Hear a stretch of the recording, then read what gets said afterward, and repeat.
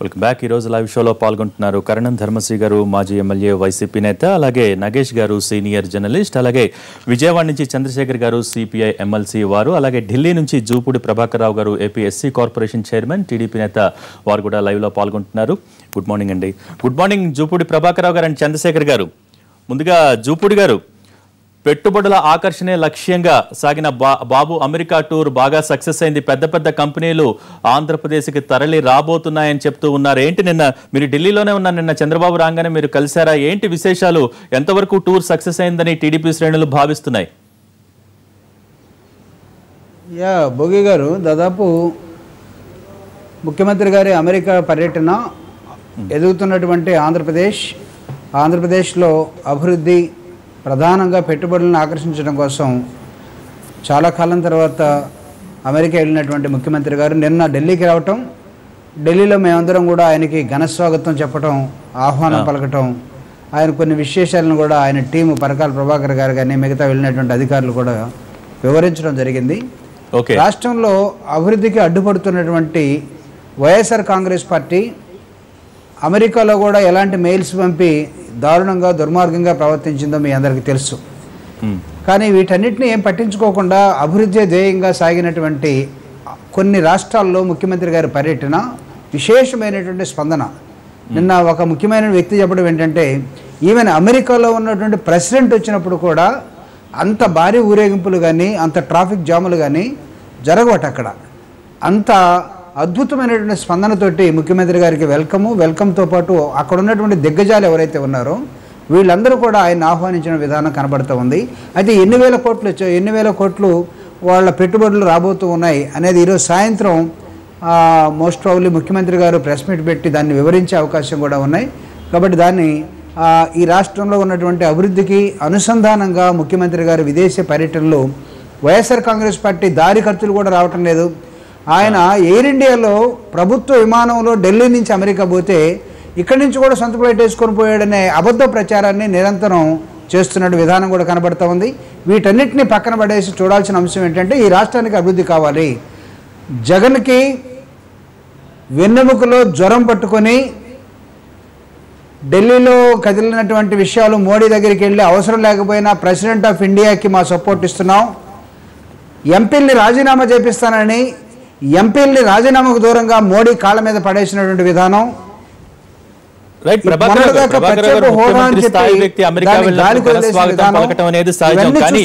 అవన్నీ కాదు, ఎంతవరకు భరోసా లభించింది? మీరన్నట్టుగా కూడా ఎన్ని వేల రూపాయల పెట్టుబడులు ఇక్కడికి వస్తున్నాయి అనేది సాయంత్రం ఖచ్చితంగా ముఖ్యమంత్రి గారు మీడియాకు ఖచ్చితంగా చెప్తారు. కానీ ఎంతవరకు భరోసా కనిపించింది? అక్కడి నుంచి కంపెనీలు ఎంతవరకు ఇక్కడికి రావడానికి సుముఖంగా ఉన్నాయి? ఇవన్నీ, ఈ వివరాలు ఏమన్నా షేర్ చేసుకున్నారా?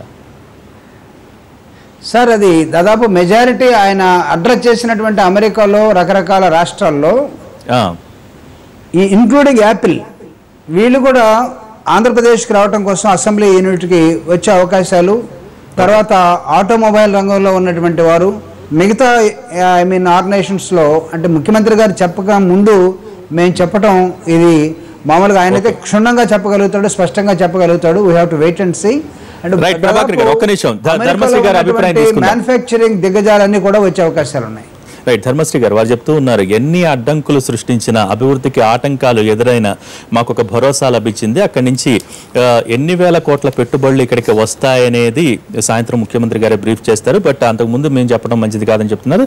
అదే సమయంలో ఆరోపణలు కూడా చేస్తున్న పరిస్థితి, మేము వాటిని అధిగమించి ఈ రోజు రాష్ట్ర అభివృద్ధికి పాటుపడుతున్నామని చెప్తూ ఉన్నారు. జూపూడి వాళ్ళండి యాక్చువల్గా అప్పుడు కాంగ్రెస్ పార్టీలో ఉన్నప్పుడు కానీ, వైఎస్ఆర్ కాంగ్రెస్ పార్టీలో ఉన్నప్పుడు కానీ, జూపూడి అనగానే యాక్చువల్గా బయట అయితే పులిలా ఉండేవారు మా దగ్గర ఉండేటప్పుడు. ఇప్పుడు జూలో జూపూడి కాదు, జూలో పులిలాగా అయిపోయారు అనిపిస్తుంది నాకైతే. ఎందుకంటే ఆయనకు భరోసా ఉండొచ్చేమో కానీ ఆయన మాటలు చూస్తే కొంత నిరాశ కనిపిస్తుంది వాస్తవానికి. ఎందుకంటే అక్కడ ఏదో ఘనస్వాగతం పలికారు. మొన్నటి వరకు కూడా ఏంటంటే వైఎస్ఆర్సీపీ వాళ్ళు మెయిల్ పంపించారు, ఆ మెయిల్ వాళ్ళు ఫెయిల్ అయ్యామన్నారు.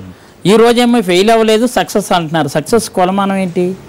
జనరల్గా ఇప్పుడు అక్కడ నుంచి వచ్చినటువంటిది ప్రోగ్రెస్ కనిపించి ప్రోగ్రెస్లో కనీసం ఇలాగే ముందుకొచ్చి ఇవన్నీ జరిగాయి కాబట్టి ఈ ప్రోగ్రెస్ వల్ల నేను బాగా సక్సెస్ అయ్యాను. నిరాశ జూపూడి గారికి నిరాశ అంటున్నారు, అంటే ఏ విధమైన నిరాశ? నాయకుడు అంటే పదవుల పట్ల నిరాశ ఉంటుంది, తర్వాత ఇప్పుడు అమెరికా టూర్ పట్ల నిరాశ. ఏ నిరాశ? బోన్లో కట్టబడేసాక బయటకు కొన్ని వాయిస్లు వినిపించలేరు. రియల్ గా మనసేమో ఆయనకి మనసులో నిరాశ ఉంది, బయట మనిషి ఏమో భరోసాగా కనిపిస్తున్నారు. ఎందుకంటే ఎలాగో ఏదో ఎమ్మెల్సీ లేకపోతే ఏదో ఒక మంచి కార్పొరేషన్ చైర్మన్ ఊగిసలాడుతున్నారు వాస్తవానికి ఏంటంటే అలాగే చెప్తుంటారు. ఇక్కడ మా దగ్గర ఉండేటప్పుడు ఎంత ఒక టీజే వన్ ఆఫ్ ది ఇంటలెక్చువల్ అనమాట. యాక్చువల్ గా చెప్పాలంటే ఒక అలాగ ఉండేవారు. ఇప్పుడు ఈ పరిస్థితి ఎలా వచ్చిందంటే ఇక్కడ చెప్పాలి భోగి అన్న, వాస్తవానికి అక్కడ ఉన్నటువంటిది చంద్రబాబు నాయుడు ఆ 2 రోజులు 3 రోజులు వీళ్ళందరూ అమ్మో ఇగో ఏదో మెయిల్స్ పంపించారు, మెయిల్ పంపించడం పెట్టి మాకు అంత పట్టించుకోవాల్సినటువంటి అవసరం లేదు. ఈ రోజు ఎయిర్ ఇండియాలో వెళ్తే అంటే ప్రభుత్వ ఖర్చులతో వెళ్ళారు, మీ సొంత ఖర్చులతో వెళ్ళారా అనుకుందాం. ఎంతమంది వెనకాల మంది మార్బలాన్ని తీసుకొని ఎంత ఆర్భాటాలు చేశారు. ఇక్కడ నుంచి ఏ విధంగా అక్కడ ఉన్నటువంటి ఒకే ఒక ఆయనకు సంబంధించినటువంటి వాళ్ళు ఇది ఈ రోజు జగన్ గారికి వెన్నులో జ్వరం పుట్టింది, చంద్రబాబు నాయుడుకి వెన్నులో జ్వరం పుట్టింది కాబట్టి ఎయిర్పోర్ట్ లోకి వచ్చిన తర్వాత 6 గంటలు అబ్స్కాండెడ్ కనిపించట్లేదు సీఎం అని. ఎందుకు అమ్మ జగన్ గారు ఎప్పుడైతే కలిశారో ప్రధానమంత్రి గారిని, అమ్మో ఇదేదో జరిగిపోయిందని వెంటనే ప్రధానమంత్రి చుట్టూ ఉన్నటువంటి పెద్దలు 3 గంటలకి ఢిల్లీ ఎయిర్పోర్ట్ కు వచ్చి దీనికి సమాధానం చెప్పాలా జూపూడన్నా? బిట్వీన్ 3:30 to 9:30 వరకు ఏంటి ఎక్కడికి వెళ్ళారు సీఎం గారు, ఎక్కడికి వెళ్ళారు బిట్వీన్ 3:30 to 9:30? మీరు చెప్పండి. చెప్పలేదు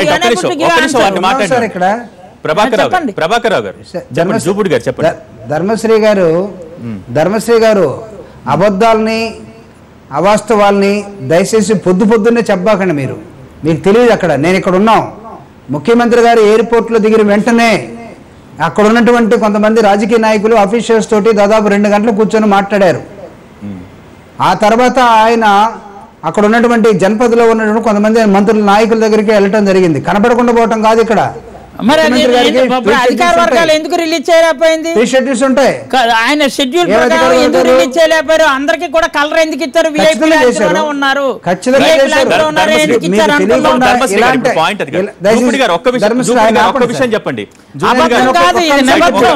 మీరు అనుకున్నారేమో, అబద్ధం కాదు, ఇది నిబద్ధం. అదే విషయం దగ్గర నుంచి అబద్ధాలు అలవాటైపోయింది మీకు. పొద్దున్న లేసి అబద్ధాలు అలవాటైపోయింది.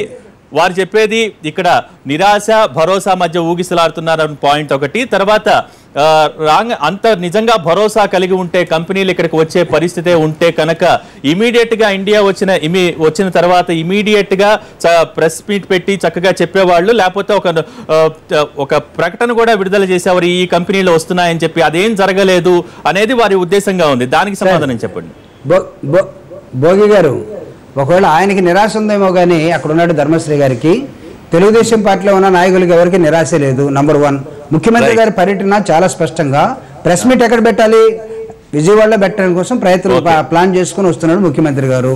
ఒకవేళ వాళ్ళు అనుకున్నట్టుగా హైదరాబాద్లో ప్రెస్ మీట్ పెట్టాలనుకుంటే పెట్టుండే వాళ్ళ మాకు మళ్ళీ టైం కన్సైన్మెంట్ ఇవన్నీ ఉన్నాయి కాబట్టి అందుకే నేను ముందే చెప్పాను ముఖ్యమంత్రి గారి ప్రెస్ మీట్ కోసం వెయిట్ చేయండి. మీకు కూడా వచ్చి ఉండాలి ఆ ముఖ్యమంత్రి గారి ప్రెస్ మీట్ ఏ టైంలో ఉంటుందనేది.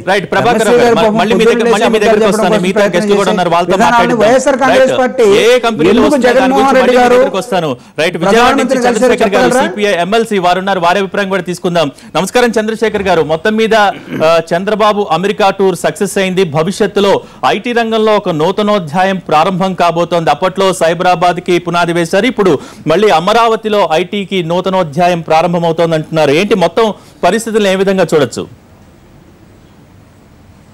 ఆంధ్రప్రదేశ్ రాష్ట్రానికి పెట్టుబడులు రావడం అనేటువంటి అంశం చంద్రబాబు నాయుడు గారి యొక్క మార్కెటింగ్ స్కిల్స్ మీదనో లేక ప్రెస్ కాన్ఫరెన్స్ పెట్టకపోవడం అనేటువంటి అంశం మీదనో లేకపోతే ఆయన బాత్రూమ్కి ఎప్పుడు పోయాడు, బెడ్రూమ్కి ఎప్పుడు పోయాడు అనేటువంటి అంశాల మీదనో ఆధారపడి ఉండదని చెప్పేసి నేను మనవి చేస్తున్నాను.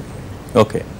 రెండో విషయం ఏంటంటే ఆంధ్రప్రదేశ్ రాష్ట్రంలో పెట్టుబడులు పెడితే తమ యొక్క లాభాలు ఇప్పుడుముప్పుడుగా వస్తాయి అనేటువంటి భరోసా కలిగినప్పుడు మాత్రమే పెట్టుబడులు రావడానికి అవకాశాలు ఉంటాయి.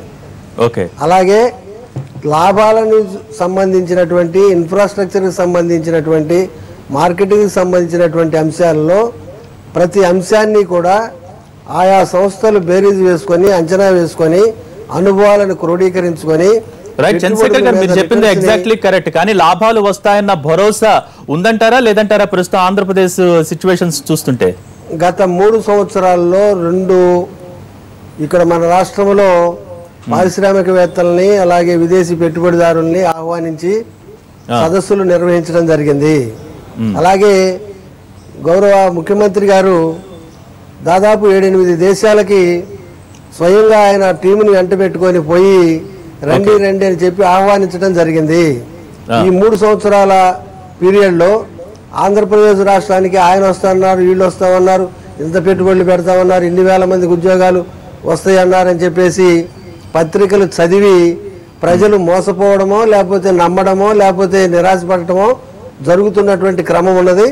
3 సంవత్సరాల చంద్రబాబు నాయుడు గారి పరిపాలనలో మొత్తం ఎన్ని పెట్టుబడులు వచ్చినాయి, ఎంత ఉపాధి కల్పించబడింది అనేటువంటి దానికి సంబంధించినటువంటి ఖచ్చితమైనటువంటి డేటాని రిలీజ్ చేయాలి. కానీ ఆయన పోయినటువంటి ప్రయాణం, చేసినటువంటి ప్రయత్నం, ఆ ప్రయత్నం వల్ల ఆయనకు వచ్చినటువంటి వాగ్దానాల యొక్క వెలువ, వాటిని ప్రజలకి చెప్పినంత మాత్రానో లేకపోతే ప్రెస్ మీట్ పెట్టేసి వివరించినంత మాత్రానో అక్కడ ఏమి లేదు. వాస్తవాల్ని గమనిస్తే పెట్టుబడులు పెట్టడానికి భరోసా లేదు కొత్త కంపెనీలకు అంటారు స్ట్రైట్ ఫార్వర్డ్ గా. ఇప్పుడు ఒకటండి, దక్షిణాసియా ప్రాంతంలో కానీ భారతదేశంలో కానీ వివిధ రాష్ట్రాల్లో ఉన్నటువంటి వసతులు కానీ మేళ్లు కానీ మార్కెటింగ్ కానీ సంబంధించినటువంటి అంశాలు మీరు ఐటీ సెక్టర్ చూసుకున్నట్టయితే ఆ ఎంప్లాయ్మెంట్ పోతున్నది. రాబోయే సంవత్సరం లోపల 1,00,000 ఉద్యోగాలు తీసివేస్తామని చెప్పేసి తీసివేయాల్సిన పరిస్థితి అని చెప్తున్నారు. ఇంకో రెండో అంశం ఏంటిదంటే రాబోయేటువంటి 5 సంవత్సరాల్లో ఈ క్లౌడ్ టెక్నాలజీ తర్వాత ఐటీలో వస్తున్నటువంటి విప్లవం యొక్క దృష్ట్యా managerial level, mid management level అనేటువంటి పోస్టులు అవి. చంద్రశేఖర్ గారు, మీరు చెప్పిన దాన్ని బట్టి ఐటీ రంగంలో సంక్షోభం అనేది తాత్కాలికం కావచ్చు, రేపు పొద్దున మళ్ళీ బాగుండొచ్చు. దాన్ని ఒక కారణంగా ఆంధ్రప్రదేశ్ లో పెట్టుబడులు పెట్టడానికి పెట్టకపోవడానికి దానికి ఎంతవరకు ముడిపెట్టి మనం మాట్లాడచ్చు? నేను మీకు మనవి చేస్తున్నటువంటి అంశం ఏంటిదంటే మ్యానుఫ్యాక్చరింగ్ సెక్టర్ కి సంబంధించినటువంటి పెట్టుబడులు వచ్చినప్పుడు లేకపోతే వ్యవసాయ ఆధారితమైనటువంటి పరిశ్రమలు స్థాపించబడినప్పుడు మాత్రమే నిరుద్యోగానికి వాటికి మేలు జరుగుతుంది. రైట్, ఒక్క నిమిషం చంద్రశేఖర్ గారు. నగేష్ గారు ఉన్నారు. నగేష్ గారు, మీరు చెప్పండి.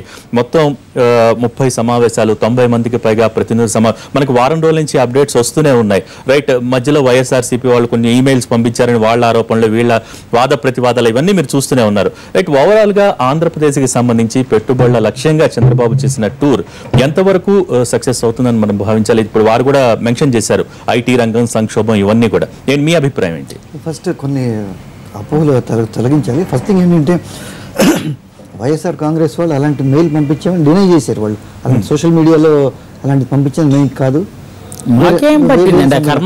కానీ అంటే ఇంతకు ముందు జరిగిన సందర్భం ఉన్నది.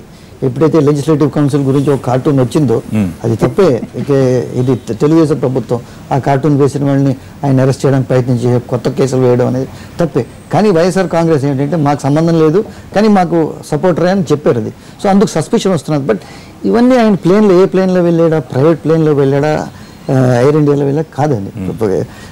దీంట్లోనే వెళ్ళనండి జెట్ ప్రైవేట్ ప్లేన్లోనే. కానీ పెట్టుబడులు ఎన్ని వస్తాయని మనం చూడాలి. ఈ పెట్టుబడుల కంటే ఒకటేమో ఈజ్ ఆఫ్ డూయింగ్ బిజినెస్, రెండోదేమో కరప్షన్, మూడోది ఏంటంటే వాళ్ళకి ఇక్కడ జనరల్ ఎన్విరాన్మెంట్.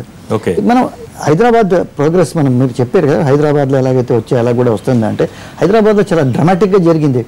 మైక్రోసాఫ్ట్ చీఫ్ ఎప్పుడైతే బిల్ గేట్స్ ఇండియాకి వచ్చాడో ఆయన ఢిల్లీలోని ఈయన పుస్తకం రాసేది, నేను కల్పించిన కాదు. బిల్ గేట్స్ దగ్గర అపాయింట్మెంట్ అడిగే చంద్రబాబు నాయుడు. అయితే నేను పాలిటిషియన్స్ కలవను, నేను బిజినెస్ మ్యాన్, బిజినెస్ ట్రిప్ అయితే మొత్తానికి ఇచ్చాడు. 5 నిమిషాలు ఇంటర్వ్యూ అంటే అది కాస్త 2 గంటలు అయింది. దాని తర్వాత మైక్రోసాఫ్ట్ ఇక్కడ పెడితే open the flood gates of investment అని ఆయన చెప్పుకున్నారు. రైట్, నిన్న లోకేష్ కూడా అదే మెన్షన్ చేశారు. మైక్రోసాఫ్ట్ తో సైబరాబాద్ ప్రారంభమైంది, HCL తో ఈ రోజున అమరావతి ఐటీ రంగానికి నూతన అధ్యాయం ప్రారంభమవుతోంది. కరెక్ట్. అయితే మనం శుభం పలుకుదాం. శుభం ఎలా పలుకుదాం అంటే ఇప్పుడు కియా మోటార్స్ ఉంది. కియా మోటార్స్ ఏంటంటే అనంతపూర్లో వాళ్ళు పెట్టడానికి సిద్ధంగా వచ్చారు. వాళ్ళు దేనికి వచ్చారంటే చాలా ఇంట్రెస్టింగ్ థింగ్, తమిళనాడులో పెడదాం అనుకో. అయితే ఆటోమొబైల్ ఇండస్ట్రీ ఇండియాలో అంతా మెడ్రాస్లోనే కన్సన్ట్రేట్ ఉంది. అయితే వాళ్ళు స్పోక్స్మెన్ ఆఫ్ ద రికార్డ్ ఏం చెప్పారంటే ఏదైతే అన్ని పత్రికలు వచ్చిందో మంత్రులు కదా హెవీగా లంచాలు అడిగారట. లంచాలు ఇవ్వడానికి సిద్ధంగా లేదని వెంటనే ఇక్కడి నుంచి మన వాళ్ళు ఆఫర్ చేశారు. అనంతపూర్లో ల్యాండ్ ఇచ్చారు. అది ల్యాండ్ ఎట్లా ఇచ్చారో చాలా అది రేపు వివాదాస్పదం అవుతుంది. ఎందుకంటే చాలా త్రోవే ప్రైస్లో ఇచ్చారు. బట్ ఏంటంటే అనంతపూర్లో కాస్ట్లీ అంత ల్యాండ్ లేదు, అది వేరే విషయం. బట్ ఇప్పుడు టీడీపీ హైప్ కూడాను కొంచెం అది అదుపులో ఉంచారు. ఇప్పుడు ఎవరు ఇంతమందిని కలిశారు, ఎన్ని కంపెనీలు, ఏదో ఆరకల్, పెద్ద పెద్ద కంపెనీలు, గూగుల్, అన్ని పెద్ద పెద్ద కంపెనీలు వెళ్ళారు. చాలా కష్టపడ్డారు. ఏ ముఖ్యమంత్రి కానీ కేంద్రంలో కానీ రాష్ట్రంలో కానీ ఇంత కష్టపడరు. బట్ ఏంటంటే దీనికి ఒక మనం నెగిటివ్గా చూడక్కర్లేదు. ఈయన వెంటనే తిరిగి వచ్చిన వెంటనే వెనకాల వాళ్ళందరూ వచ్చేసి ఇక్కడ ఇన్వెస్ట్మెంట్ చేశారు. అలాగే ఏంటంటే వాళ్ళు అంతా ఎంత నెగిటివ్ అనడానికి వీల్లేదు. ఎందుకైతే దీనికి కొన్ని ఉన్నాయండి. లెటర్స్ ఆఫ్ ఇంటెంట్ సైన్ చేశారో లేదు, మెమరాండం ఆఫ్ అండర్స్టాండింగ్ చేశారో లేదు. బట్ ఇప్పుడు ఏంటంటే సేల్స్ పిచ్ చేశారు. ఇది మొన్న పత్రికల్లో, ఢిల్లీ పత్రికల్లో వాటిలో ఏమేమి వచ్చిందంటే Chandrababu Naidu is the best sales man. And అక్కడి నుంచి ఏంటంటే కొంతమంది అంటే బెస్ట్ ట్రాన్స్ఫర్మేటివ్ సీఎం అని ఉన్నారు. బట్ ఏంటంటే మన తెలుగు వాళ్ళే ఇచ్చారు కనుక తెలుగుదేశం వాళ్ళే అక్కడ అభిమానులు ఇచ్చుంటారు. బట్ ఇలాంటివి అప్పుడప్పుడు జరుగుతుండాలి. ఏ ముఖ్యమంత్రి అయినా ఫారెన్కి వెళ్తుండాలి, పెట్టుబడులు సేల్స్ పిచ్ చేస్తుండాలి. ఇది నేనంటుంది కాదు, కేంద్రమే ముఖ్యమంత్రి. రైట్. కానీ 3 ఏళ్లు గడిచిపోయింది ప్రభుత్వం అధికారంలోకి వచ్చి. 3 ఏళ్ల నుంచి ఎటువంటి పెట్టుబడులు రాలేదనేది వైసీపీ ఆరోపణగా ఉంది. రైట్.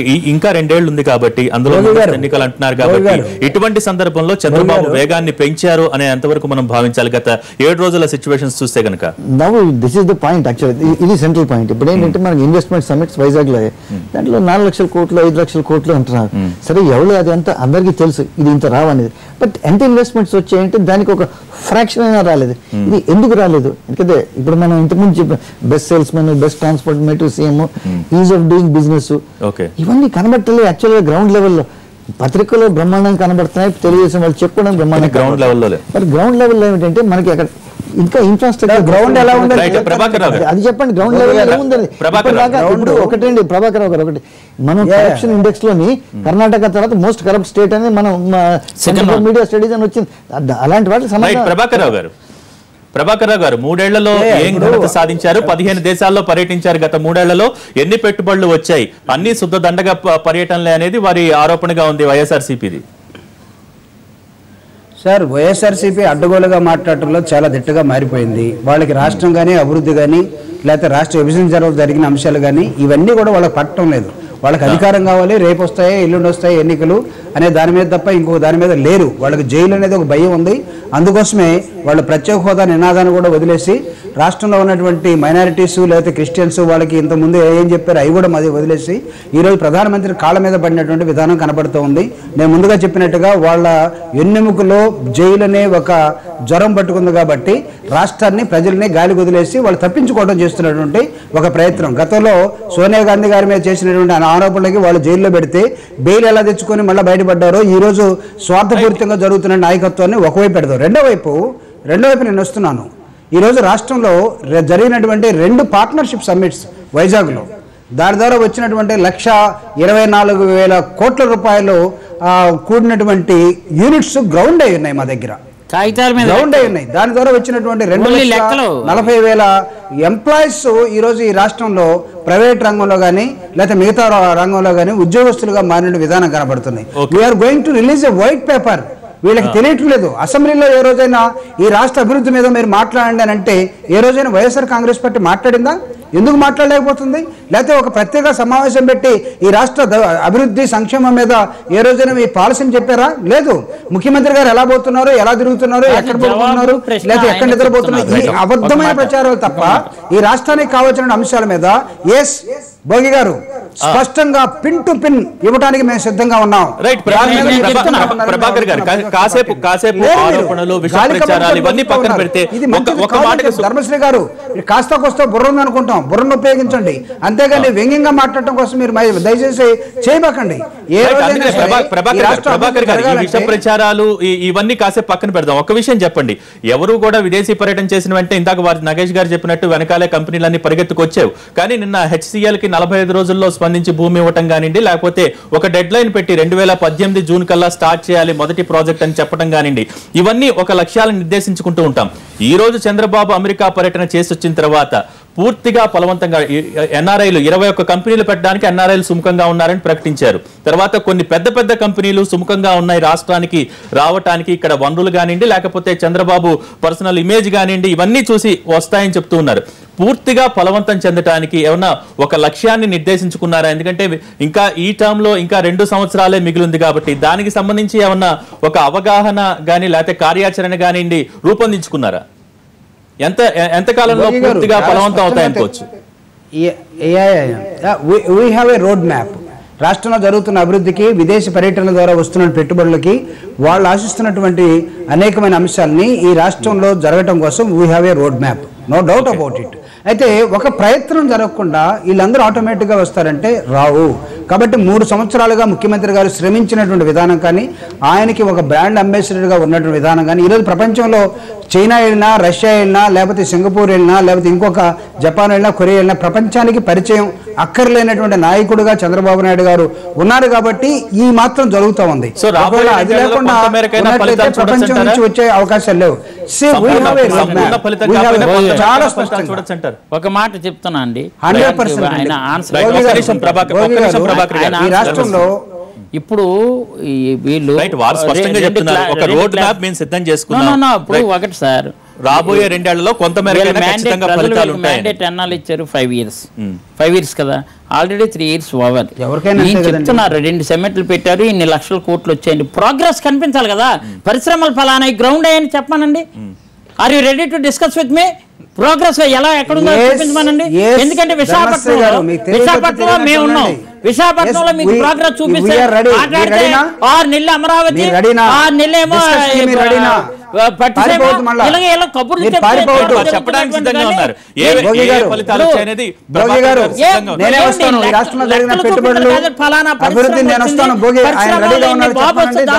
కాబట్టి ఇంత ఉపాధి అవకాశాలు చూపించాం, ఇన్ని ఉద్యోగాల అవకాశాలు చూపించాం. గ్రౌండ్ చూపించమనండి. 3 సంవత్సరాల కాలయాపన అయిపోయింది. 6 మాసాలు ఇంకా మీ సంవత్సరాల 6 మాసాల్లో మీరు ప్రోగ్రెస్ తీసుకొస్తారా?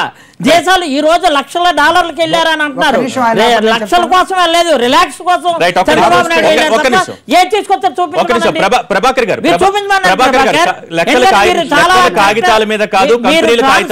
చెప్తారని నమ్మకం ఉంది.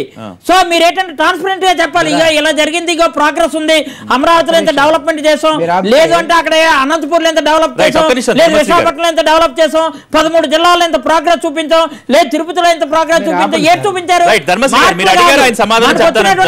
చెప్పండి. ఇదిగా ఇలా వచ్చాయి, ఈ విధంగా ప్రోగ్రెస్ అయింది, ప్రభాకర్ గారు చెప్పండి. డెవలప్మెంట్ అనేది ఖచ్చితంగా పేపర్ల మీద కాదు, ఈ 3 ఏళ్లలో జరిగిన డెవలప్మెంట్ కి ఒక్క ఉదాహరణ కనీసం చెప్పమని చెప్తున్నారు వారు. శ్రీ సిటీ కాకుండా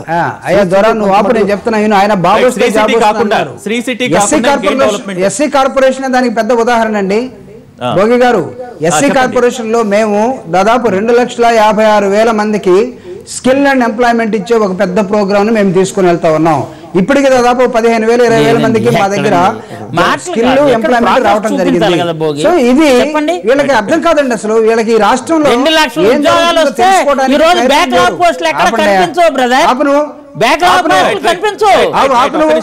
కానీ నేను చెప్పేది బ్యాక్లాగ్ ఎస్సీ ఎస్టీలో నిజంగా 50,000 మంది ఉద్యోగాలు తెలీదా? ప్రభాకర్ గారు ప్రతిపక్ష ఆరోపణలు చేస్తే వారికి సూచిస్తూ ఉన్నాను, ఖచ్చితంగా ఉపయోగపడే సలహాలు సూచనలు ఇవ్వాలి. రైట్, మీరు చెప్పండి సార్. మేము ఇక్కడ ట్రెజరీ బెంచ్ లో ఉన్న వాళ్ళకి మాకు సమాధానం చెప్పే అవకాశం కూడా ఇవ్వండి. రైట్, అందుకనే అవకాశం ఇచ్చారు. ఇంకా చంద్రశేఖర్ గారు కూడా మాట్లాడాలి. చెప్పండి. అందుకే నేను చెప్పేది, ఈ రోజు బాబు వస్తే జాబ్ వస్తుందనే అన్నారు. ఎస్సీ కార్పొరేషన్ లో మేమే పెద్ద ఉదాహరణ అండి. దాదాపు 250 vehicles, Innova vehicles, top and vehicles ని ఈ రోజు ఏమాత్రం అవకాశం లేనటువంటి దళిత డ్రైవర్లకి మేము ఇచ్చామండి. ఈ రోజు ఒక్కొక్క వెహికల్ మీద 60,000 రూపాయలు ప్రతి నెల సంపాదించుకునే అవకాశాన్ని ముఖ్యమంత్రి గారు ఇవ్వడం జరిగింది. వీళ్ళేం చెప్పారంటే బ్యాంక్ గ్యారంటీ తీసుకోమని పాపం దళిత సోదరుల్ని bank guarantee without bank willing we cannot release అని చెప్పారు. విన్నాను భయ్యా, మీరు దీని సమాధానం చెప్పాలా? 2,50,000 డ్రైవర్లు పెట్టి అకామిడేట్ చేస్తామంటే డ్రైవర్లు కాదు, ఇక్కడ ఉన్న దానికి ఏంటంటే బ్యాంక్ విల్లింగ్ లేకుండా ఇవ్వం, బ్యాంక్ విల్లింగ్ తెచ్చుకోండి ఒక 2 లెటర్లు పంపించారు. బ్యాంక్ విల్లింగ్ ఇవ్వరు కదా బ్యాంక్ వాళ్ళు. బ్యాంక్ వాళ్ళు ఎస్సీ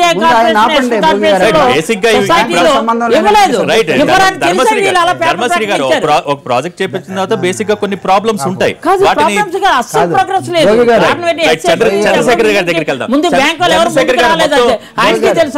చంద్రశేఖర్ గారు మొత్తం డిస్కషన్ మీరు వింటూ ఉన్నారు. గత 3 ఏళ్ల ఫలితాలు కనిపించట్లేదని వైసీపీ వాళ్ళు అంటున్నారు. లేదు, ఖచ్చితంగా ఈ 2 ఏళ్లలో సంపూర్ణ ఫలితం కాకపోయినా పాక్షికంగానైనా ఖచ్చితంగా మనం ఫలాలను అందుకోగల పరిస్థితి ప్రస్తుతం ఆంధ్రప్రదేశ్ లో ఉందనేది జూపూడి గారి వాదన. మీరేమంటారు?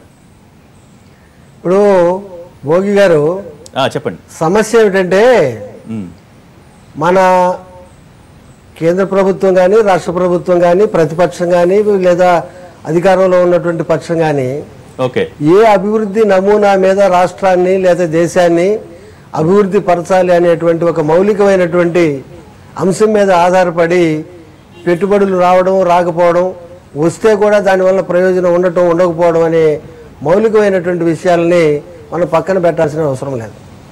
మనం ఇప్పుడు వైసీపీలో ఉన్నటువంటి వారు కానీ వైసీపీ పార్టీ కానీ లేదా టీడీపీ పార్టీలో కానీ పారిశ్రామిక విధానాన్ని అభివృద్ధి విధానాన్ని ఆంధ్రప్రదేశ్ రాష్ట్రానికి సంబంధించి మా విధానం ఇది వాళ్ళ విధానం కంటే మాది మెరుగైంది లేదా వాళ్ళ విధానంలో ఈ లోపాలు ఉన్నాయి అనేటువంటి ప్రొడక్టివ్ చర్చల్లో పార్టిసిపేట్ చేసినందువలన ప్రజలకి అలాగే రాష్ట్రానికి కూడా మేలు జరిగేటువంటి అవకాశం ఉంటుంది. దురదృష్టవశాత్తు తూతూ మై అనేటువంటి స్థాయికి చర్చలు పోయినందువల్ల ఏమవుతుందని అంటే అది నిరర్ధకమైనటువంటి ఒక ప్రయత్నంగా మాత్రమే ప్రజలు గమనించేటువంటి అవకాశం ఉంటుంది. పెట్టుబడులు రావాలి, నిరుద్యోగం నిర్మూలించబడాలి, ప్రజల కొనుగోలు శక్తి పెరగాలి, ఆ ప్రకారంగా ఆ సైకిల్ ఆఫ్ ఎకనామిక్ సైకిల్లో అభివృద్ధి జరగాలి అనేటువంటి ఒక సాధారణమైనటువంటి ఎకనామిక్ ఫార్ములా ఏదైతే ఉన్నదో ఆ ఎకనామిక్ ఫార్ములాకి ఆ దిశగా కేంద్ర రాష్ట్ర ప్రభుత్వాలు ప్రయత్నం చేస్తున్నట్టుగా ప్రజల్ని మభ్య పెడతా ఉన్నాయి. ది ఎకనామిక్ ఫార్ములా ఏదైతే కేంద్ర రాష్ట్ర ప్రభుత్వాలు అవలంబిస్తూ ఉన్నాయో ఆ విధానాలు ఆ పద్ధతుల వలన పెట్టుబడులు రాకపోగా ప్రజలకు మేలు జరగకపోగా ఈ విదేశీ పెట్టుబడులు అనేటువంటి పేరుతోటి మల్టీనేషనల్ కార్పొరేషన్స్ అనేటువంటి పేరుతోటి రాజకీయాలు అనేటువంటిది ఒక ఇంధనంగా ఉపయోగించుకొని కార్పొరేట్ అవినీతికి ఒక ప్రధానమైన దేశం మొత్తం ప్రభావం ఉంటుంది. మనం పర్టికులర్ గా ఆంధ్రప్రదేశ్ గురించి చేశామని చెప్తూ ఉన్నారు భోగి గారు. విదేశీ పెట్టుబడులు ఇక్కడికి ప్రవహించాలని అంటే మన రాష్ట్రానికి సంబంధించినంత వరకు మన రాష్ట్ర విభజన చట్టంలో వచ్చినటువంటి నిబంధనల మేరకు విదేశీ పెట్టుబడులు మనకు ప్రత్యేక హోదా వచ్చినట్టయితే విదేశీ పెట్టుబడులు కానీ విదేశీ లోన్స్ కానీ విదేశీ గ్రాంట్స్ కానీ ఏదైనా ఉంటే వాటిలో 90% కేంద్ర ప్రభుత్వం ఇచ్చేదానికి అవకాశం ఉన్నది. నేను మనవి చేస్తున్నది ఏంటంటే కేంద్ర ప్రభుత్వం ఆ యొక్క బాధ్యత నుంచి పక్కకు జరిగినటువంటి నేపథ్యంలో అటు వైసీపీ వారు ఇటు టీడీపీ వారు ఇద్దరు కూడా వెళ్లి మోడీ గారి దగ్గరికి వెళ్లి ఈ ప్రత్యేక హోదా అనే దానికి మంగళం పాడి ఆంధ్రప్రదేశ్ లో ఉన్నటువంటి ప్రజలకి అభివృద్ధికి తీవ్రమైనటువంటి నష్టం కలిగించినటువంటి విషయాన్ని గురించి చర్చించమని ఇద్దరిని ప్రత్యేక హోదాపై ఆ రోజు నుంచి ఈ రోజు వరకు కూడా ఎప్పుడు రాజీ లేని పోరాటం చేస్తుంది. మీతో సహా మీరు చేస్తున్నటువంటి డిమాండ్ మేము యాక్సెప్ట్ చేస్తున్నాం. ఆ రోజు నుంచి ఈ రోజు వరకు కూడా ఎటువంటి రాజీ లేకుండా మేము ప్రత్యేక హోదాపై ప్రధాన ఎజెండా కింద ఫైట్ చేస్తున్నాం. దానికోసం దేనికైనా ఎవరు ముందుకు వస్తారో వాళ్ళతో మేము కలిసి ప్రయాణం చేయడానికి కూడా సిద్ధంగా ఉన్నామని మా నాయకుడు డైరెక్ట్ అనౌన్స్ చేశారు. మీ నాయకుడు గారు జగన్మోహన్ రెడ్డి గారు ప్రధానమంత్రి గారిని కలిసి నేను మీకు అన్కండిషనల్ గా రేపు రాష్ట్రపతి ఎన్నికల్లో మీకు సపోర్ట్ చేస్తా రైట్ అని చెప్పి కానీ నువ్వు చెప్పొచ్చు కదా, స్పెషల్ స్టేటస్ మాకు విషయంలో ప్రత్యేక మాత్రం హోదా ఇవ్వవయ్యా, కాదు, మాకు ప్రత్యేక స్పెషల్ హోదా స్టేటస్ ఇవ్వు, విషయంలో మేము నేను ఏంటంటే support చేస్తాను మేము దానికి చెప్పొచ్చు ఎట్టి కదా. రాజీ పడవని కూడా చెప్పాం. అదే టైంలో డిస్కషన్ కంటిన్యూ చేసే ముందు ఒక చిన్న షార్ట్ బ్రేక్ తీసుకుందాం. బ్రేక్ తర్వాత మరింత చర్చ కొనసాగుతుంది.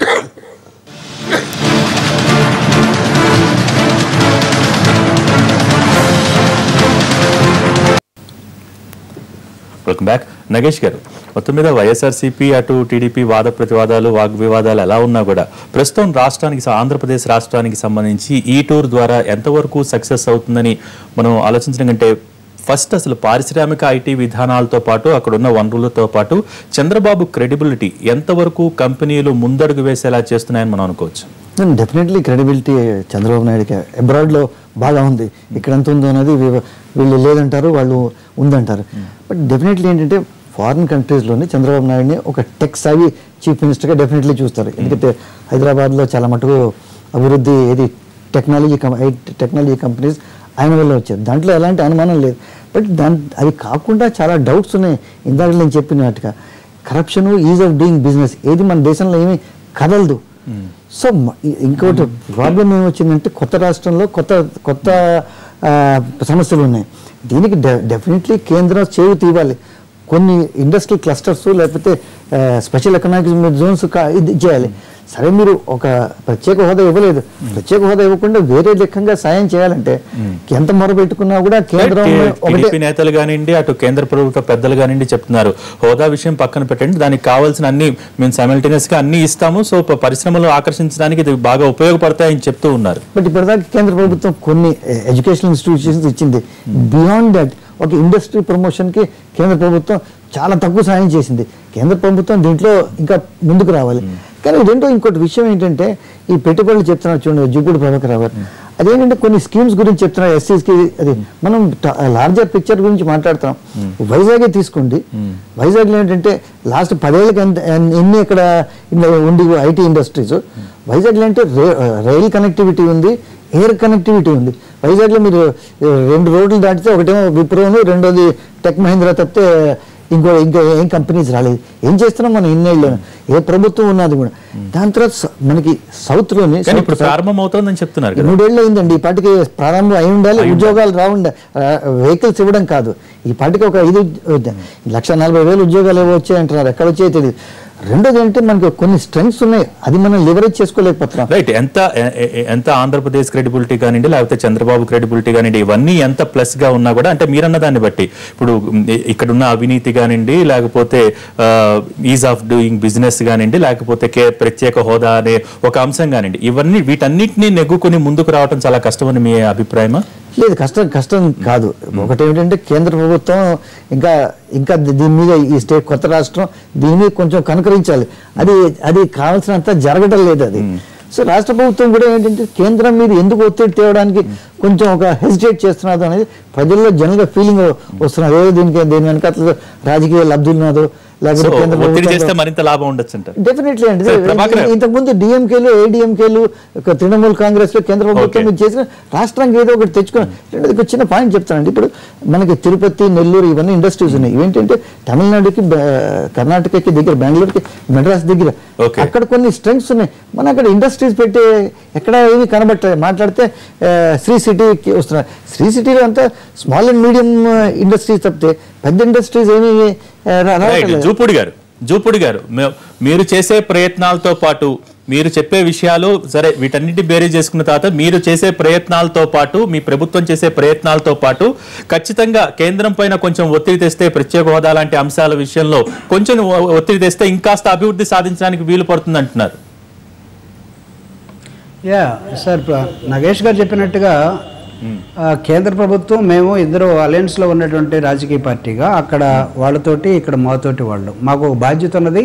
ఈ రాష్ట్ర అభివృద్ధి మీద తెలుగుదేశం పార్టీ చేస్తున్నటువంటి అనేకమైన కసరత్తుల్లో ఏ విధంగా మేము ప్రత్యేక హోదాన్ని కేంద్రం వదిలేసిన తర్వాత స్పెషల్ ప్యాకేజీగా మలుచుకొని దానికన్నా ఎక్కువ వచ్చే విధానాన్ని తీసుకొస్తా ఉన్నాం. Yes, I too agree with the Nageshwar గారితో. విషయం ఏంటంటే కరప్షన్ అనేది ప్రధానంగా it's a degree of difference. ఈరోజు కరప్షన్కి వ్యతిరేకంగా పోరాడుతున్నటువంటి నరేంద్ర మోడీ గారు కానీ, చంద్రబాబు నాయుడు గారు కానీ, లేకపోతే యుఎన్ఓలో రిజిస్టర్ అయినటువంటి 194 దేశాల్లో 132వ దేశం భారతదేశం కరప్షన్లో ఉంది, దరిద్రం. So is of doing business ద్వారా, టెక్నాలజీని వాడటం ద్వారా ఈ కరప్షన్ని మినిమైజ్ చేయడం కోసం ఒక ప్రయత్నం జరుగుతూ ఉంది. సో ఈ కరప్షన్కి భయపడే ఈరోజు చాలామంది ప్రధానమంత్రి కాళ్ళ దగ్గర పడుతున్న విధానం కూడా మీ అందరి దృష్టి తీసుకొస్తున్నారు. రెండవది, నేను ఇందాక 10 సెకండ్స్లో ముగిస్తాను, వినండి సార్, 10 సెకండ్స్లో ముగిస్తాను. Let the subject go to the people, let the subject go to the people. ఇందాక బ్రింగ్ బాబు బ్యాక్, బాబు వస్తే జాబ్ వస్తుంది అన్నది నేను ఉదాహరణ ఎందుకు చెప్తున్నానంటే, వీళ్ళు తెలుసుకోకుండా మేము ఇస్తున్నటువంటి 250 కార్లలో బ్యాంకుల పాత్ర లేదండి. ఇది సెంట్రల్ గవర్నమెంట్ తోటి స్టేట్ గవర్నమెంట్ ఇచ్చేటువంటి సబ్సిడీ ముడిపడి ఉన్నటువంటి ఒక పెద్ద సబ్జెక్టు. ఇన్నోవా వెహికల్ని, 20 లక్షల వెహికల్ని ఒక పేదవాడికి ఈరోజు ఇస్తున్నాం. Below poverty line, poorest of the పూర్ని మేము టార్గెట్ చేసి నడుపుతున్నట్టు ఎస్సీ కార్పొరేషన్. దాని ద్వారా 250 కార్లకి ఓనర్స్గా తయారైనటువంటి చంద్రబాబు నాయుడు గారి విజన్ని దయచేసి ఇక్కడ చూడమని ఇందాక నేను చెప్పాను. దాంతో పాటు వస్తున్నటువంటి 2,24,000 వాటన్నింటినీ గాలికి వదిలేసి ప్రభాకర్ గారు, ఓవరాల్ పిక్చర్ ఎలా కనిపిస్తుందంటే ఎక్కువ భాగం ఐటీ రంగం పైన దృష్టి పెట్టినట్టుగా దాదాపు చాలా మంది విశ్లేషిస్తూ ఉన్నారు. కానీ బేసిక్ గా వ్యవసాయ ఆధారిత పరిశ్రమలు కానివ్వండి, లేకపోతే పారిశ్రామికంగా అభివృద్ధి చెందితేనే రాష్ట్రం మున్ముందు ప్రగతి పదంలో ఉంటుంది. కేవలం ఐటీ రంగం 70% ఐటీ రంగంలో అభివృద్ధి చెందినంత మాత్రాన్ని ఇప్పుడు చూస్తున్నాం మనం. ఐటీ రంగంలో సంక్షోభం ఎలా ఉందో కానీ తాత్కాలికమని మనం భావించాల్సిన అవసరం ఉంటుంది. కానీ వ్యవసాయ ఆధారిత పరిశ్రమలు కానివ్వండి, ఇతరత్ర పారిశ్రామికంగా పరిశ్రమలు వచ్చినప్పుడే పూర్తి స్థాయిలో అభివృద్ధి చెందుతుంది అనేది అభిప్రాయంగా ఉంది. రైట్, ఆ విధంగా ఎటువంటి కార్యాచరణ ప్రణాళిక, రోడ్ మ్యాప్ మీరు సిద్ధం చేసుకున్నారు? అటువంటి పరిస్థితులు ఆంధ్రప్రదేశ్ నమ్ముతూ ఉన్నది, తెలుగుదేశం పార్టీ అధినాయకుడు నమ్ముతూ ఉన్నాడు, రాష్ట్ర ప్రజలు నమ్ముతూ ఉన్నాడు. ఒక ఇండస్ట్రియల్ రెవల్యూషన్ లాంటిది ఆంధ్రప్రదేశ్లో జరగడం కోసం చంద్రబాబు నాయుడు గారు ఒక ప్రయత్నం చేస్తున్నాడు. మీ అందరూ తెలుసు, ప్రపంచంలో జరిగినటువంటి ఇండస్ట్రియల్ రెవల్యూషన్ దానికన్నా ముందున్నట్టు చరిత్ర, దాని తర్వాత ఉన్నట్టు చరిత్ర. అయితే అగ్రికల్చర్ సెక్టర్ ఏదైతే ఉందో, డాక్టర్ బాబాసాహెబ్ అంబేద్కర్ అగ్రికల్చర్ను కూడా ఒక ఇండస్ట్రీ లాగా చూడమంటే దాన్ని ఎందుకు మనం నెగ్లెక్ట్ చేసినట్టు వాతావరణం కనబడుతుంది. ఆంధ్రప్రదేశ్ అగ్రికల్చర్ మీద, రైతుల మీద ఒక స్పష్టమైనటువంటి అవగాహనతో ముందుకెళ్తా ఉన్నాం. అదేవిధంగా పారిశ్రామిక అభివృద్ధి మీద ముందుకెళ్తా ఉన్నాం. పావర్టీని ఎలిమినేట్ చేయడం కోసం ముందుకెళ్తా ఉన్నాం. ఈ రాష్ట్రంలో ఉన్నటువంటి నిరుద్యోగుల్ని మనం అడ్రస్ చేసే క్రమంలో వాళ్ళందరూ కూడా ఉద్యోగస్తులుగా చేయడం కోసం, చదువుకున్నటువంటి వాళ్ళని ఒక ఆలోచనతో ముందుకెళ్తా ఉన్నాం. ఈ రాష్ట్రంలో ఉన్నటువంటి అనేకమైన రుగ్మతల్ని తీసేసే క్రమంలో ఈరోజు కొంతమంది వాదించవచ్చు, విదేశాల నుంచే పెట్టుబడి కావాలన్నా, లేకపోతే భారతదేశంలో వీటన్నింటినీ కలుపుకొని ముందుకెళ్తున్న నేపథ్యంలోనే తెలుగుదేశం పార్టీ ముందుకెళ్తున్నది. దీన్ని దయచేసి మిగతా రాజకీయ పార్టీలు అర్థం చేసుకోవాలి. ఇందాక మా కామ్రేడ్ అక్కడ ఉన్నటువంటి నాయకులు చెప్పినట్టుగా అనేకమైన అంశాల్లో లోతైన చర్చ జరిగిన తర్వాత తెలుగుదేశం పార్టీలో కూడా ఒక థింక్ ట్యాంక్ దీని మీద ఒక ఆలోచన పెట్టిన తర్వాత దాన్ని గమనించమని చెప్తున్నారు. చంద్రశేఖర్ గారు, ఇండస్ట్రియల్ రెవల్యూషన్ అనే దానికి పూర్తి స్థాయిలో ప్రయత్నిస్తున్నాం, మళ్ళీ ఖచ్చితంగా వస్తుందనే ఆశాభావం వారు వ్యక్తం చేస్తూ ఉన్నారు. మీ అభిప్రాయం ఏంటి? వ్యవసాయ ఆధారిత పరిశ్రమలు కానివ్వండి, ఇతరత్ర పరిశ్రమలు కానివ్వండి చాలా పెద్ద సంఖ్యలో వస్తాయంటున్నారు. భోగి గారు చెప్పండి. సమస్య ఏంటంటే ఇండస్ట్రియల్ రెవల్యూషన్ అనేటువంటిది 20వ శతాబ్దం నాటి ముచ్చట సార్. ఆ తర్వాత అనేక రకాలైనటువంటి పారిశ్రామిక విప్లవం తర్వాత అనేక రకాలైనటువంటి టెక్నాలజికల్ అడ్వాన్సెస్ జరిగినాయి. జరిగినటువంటి క్రమంలో ఉపాధి రహితమైనటువంటి పరిశ్రమలు, రోబోలని, కంప్యూటర్లని, ఆధునికమైనటువంటి టెక్నాలజీని వినియోగించి ఉపాధి రహితమైనటువంటి పరిశ్రమలు లేకపోతే వ్యాపార రంగాలు వస్తున్నటువంటి పరిస్థితి. దీన్ని మనం గమనించాల్సిన అవసరం ఉన్నది. నేను మీకు మనవి చేస్తున్నా, రోజుకి 10,000 కార్లు తయారు చేసేటువంటి పరిశ్రమలో ఉండేటువంటి కార్మికుల సంఖ్య మీరు దక్షిణ కొరియాలో కానీ మిగతా మల్టీనేషనల్ కార్పొరేషన్స్ ఉత్పత్తి కేంద్రాల్లో చూస్తే రోజుకు 10,000 కార్లు తయారు చేసే కార్ల పరిశ్రమలో 500 మంది కంటే ఎక్కువ మంది కార్మికులు లేరు. 300 రోబోలు పనిచేస్తూ ఉన్నటువంటిది. నేను మనవి చేస్తున్నది ఏంటంటే, ఇప్పుడు మన రాష్ట్రాన్ని రావడం కోసం, పెట్టుబడిదారులు రావడం కోసం ముఖ్యమంత్రి స్థాయిలో చంద్రబాబు నాయుడు అని చెప్పను. పరిశ్రమలు రావడం కోసం ప్రయత్నం చేయడంలో తప్పు కాదు. ప్రయత్నం చేయడం ధర్మశ్రీ గారికి, ఇక్కడ ఎలా ఉన్నదంటే జూపూడి గారికి నేను లక్షలు మనవి పెట్టుబడులు చేస్తున్నది తేడం కోసం ఏంటంటే, వెళ్ళొచ్చు, మీరు రిలాక్స్ కోసం వెళ్ళడం తప్పని అంటున్నాం ఒకటి. నెక్స్ట్ ఈ రోజు ఇక్కడ ఉన్నదండి ఈస్ట్ గోదావరికి సంబంధించి ఎస్సీ జెడ్కి సంబంధించి కానీ వినండి, నేను తప్పు ఎస్సీ జెడ్కి సంబంధించి అక్కడ భూములు ఎక్వైర్ చేస్తున్నారండి, ఇక్కడ ఏ పరిశ్రమలు వస్తున్నాయని, కానీ అందులో చాలా గోల్మాల్ జరుగుతున్నాయి. అలాంటివన్నీ కూడా మేము తప్పు పడుతున్నాం. అంతే తప్ప అమ్మ ముఖ్యమంత్రి గారు అమెరికా టూర్ వెళ్ళారు, ఎందుకు వెళ్ళారు, వెళ్ళకూడదు, లేదా అది కాదు, మనం ఆహ్వానించదగ్గ విషయమే. కానీ ఇక్కడ ఏంటంటే వెనకాతలు ఆ పేరు చెప్పి వెనకాతలు మేము ఖండిస్తున్నాం, అది గమనించుకోవాలని. ధన్యవాదాలు ప్రభాకర్ రావు గారు అండ్ చంద్రశేఖర్ గారు, మీకు కూడా ధన్యవాదాలండి. ఇది ఈ రోజు live show. Stay tune to NTV.